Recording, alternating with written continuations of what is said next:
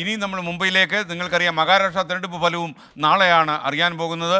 അവിടുത്തെ കൂട്ടലും കിഴിക്കലും എന്താണെന്നറിയാൻ ശ്രീനാഥ് ചന്ദ്രൻ മുംബൈയിൽ നിന്ന് ചേരുന്നു. പറയൂ ശ്രീനാഥ് ചന്ദ്രൻ.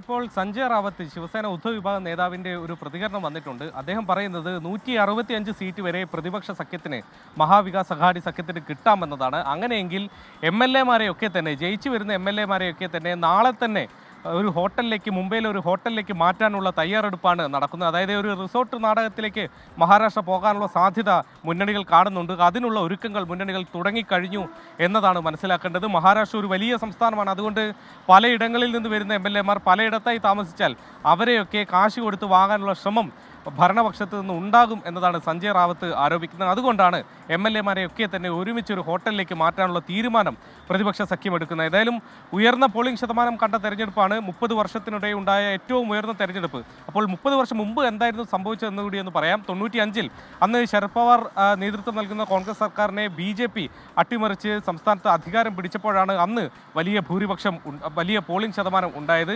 സമാനമായൊരു പോളിംഗ് ശതമാനം ഇത്തവണയും ഉണ്ടായിട്ടുണ്ട് എന്നത് കൂടി ശ്രദ്ധേയമാണ്. ഏതായാലും രണ്ട് കക്ഷികളും വലിയ പ്രതീക്ഷയോടെ തന്നെ അവസാന നിമിഷവും നിൽക്കുന്നു. SK.